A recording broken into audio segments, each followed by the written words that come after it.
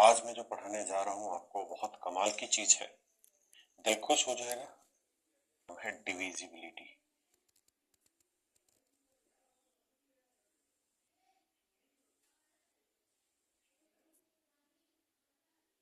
हिंदी में बोलते हैं विभाज्यता।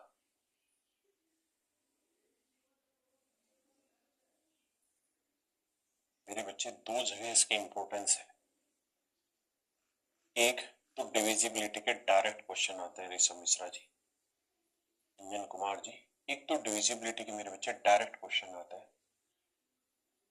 जो डायरेक्ट क्वेश्चन आते हैं वो डिविजिबिलिटी से रिलेटेड ही होते हैं, मतलब डिविजिबिलिटी चैप्टर से ही आते हैं। डायरेक्ट क्वेश्चन आते हैं डिविजिबिलिटी चैप्टर के। दूसरा, मैं ये कहूंगा कि अरिथमेटिक एक ऐसा सेक्शन है जिसमें मेरे बच्चे, अगर आपको डिविजिबिलिटी का बेसिक बहुत अच्छे से आता है, बेसिक मतलब उसको यूज करना अगर आता है, तो लगभग 99% क्वेश्चंस ऐसे होंगे जहां डिविजिबिलिटी की मदद से ऑप्शन छांटा जा सकता है। विभाज्यता के नियम के आधार पर ऑप्शन में छटनी हो सकती है। 99% क्वेश्चन में ऐसा नियम लगता है ना। तो मेरे बच्चे, डिविजिबिलिटी दो तरीके से दो हिस्सों में अहम है, जरूरी है। मैं बिल्कुल छोटी छोटी बातों पे चर्चा करूंगा। दूसरी चीज ये भी ध्यान रखिएगा, हमें इस बात पे फोकस नहीं करना कि कोई नियम कैसे बना, हमें इस बात पे फोकस करना है कि नियम है क्या। क्यों? क्योंकि हमें हमारे लिए जो जरूरी चीज है उस पर ध्यान देना है। जी बिल्कुल शुभम भट्टा जी। तो आइए मेरे बच्चे, विभाज्यता हम स्टार्ट करते हैं। सबसे पहले विभाज्यता लेते हैं दो पे। देखिए यार, कोई भी संख्या दो से कब भाग होगी? जब उस संख्या का आखिरी एक डिजिट, एक अंक अगर दो से भाग हो गया तो समझो संख्या भी दो से भाग हो जाएगी। दो को हम लिखते हैं दो की पावर एक, चार को हम लिखते हैं दो की पावर दो। तो जब किसी संख्या की आखिरी दो अंक मेरे बच्चे चार से भाग हो जाएंगे तो समझना वो संख्या भी चार से भाग हो जाएगी। तो संख्या भी मेरे बच्चों चार से भाग हो जाएगी, ध्यान रखना। ऐसे ही मेरे बच्चे होता है आठ। आठ को हम लिखते हैं दो की पावर तीन। कोई नंबर आठ से कब भाग होगा? जब मेरे दोस्तों उस संख्या के आखिरी तीन डिजिट, आखिरी तीन अंक आठ से भाग हो जाएंगे तो समझ लेना संख्या भी आठ से भाग। 16 होता है मेरे बच्चे दो की पावर चार। तो जब किसी संख्या के आखिरी चार अंक 16 से भाग हो जाएंगे तो समझना संख्या भी 16 से भाग हो जाती है। अब मोटा मोटा आपको अंदाजा आ गया कि दो की जितनी पावर है उतने ही से डिजिट पे घूमना है।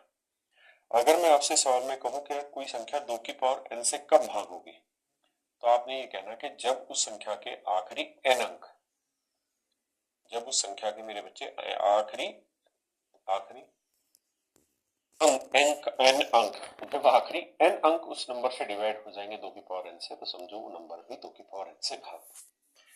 अब इसका छोटे छोटे सवालों में इस्तेमाल करते हैं। सवाल में कह रहा है दी गई संख्या दो से पूर्णतः विभाज्य है, तो x के अधिकतम और न्यूनतम मान के मध्य का अंतर ज्ञात करें। मेरे बच्चे, दो से अगर आप किसी नंबर को भाग दे रहे हैं तो जरूरी है, दो से अगर आप किसी नंबर को भाग दे रहे हैं मेरे बच्चे, तो जरूरी है क्या कि आखिरी डिजिट दो से भाग दिया जाए। आखिरी डिजिट दो से भाग दिया जाए। आखिरी डिजिट या क्या रखें कि दो से डिवाइड हो जाए।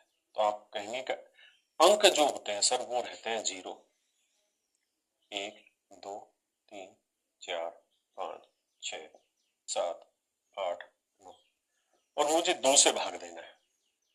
तो सच बात यह है कि नौ भाग नहीं होगा, सात भाग नहीं होगा, पांच भाग नहीं होगा।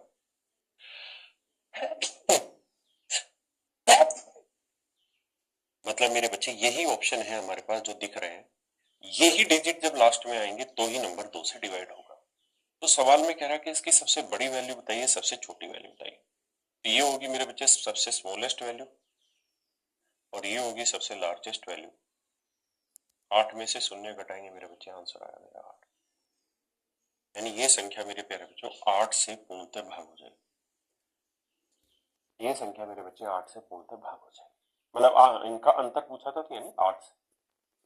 ठीक है जी। भाई 8 और 0, सबसे छोटा 0 आ सकता है ना, 0 भाग होता है। कह रहा जी ये नंबर 2 से डिवाइड होना चाहिए। अगर ये नंबर 2 से डिवाइड होगा तो आखिरी डिजिट 2 से डिवाइड होना चाहिए, यानी p की वैल्यू ऐसी हो जो 2 से भाग हो, यानी 0, 2, 4, 6, 8 ये रख सकते हैं। अब कह रहे जी p के जितने भी संभावित मान हैं उन सबका जोड़ निकाल के बताइए। तो मेरे बच्चे इन्हें जोड़ेंगे, तो 8, 6, 14 और 4, 18, तो 20 और 0, 20। तो p के सभी संभावित मान का जोड़ जो होगा मेरे प्यारे बच्चों, 20, यानी ऑप्शन डी।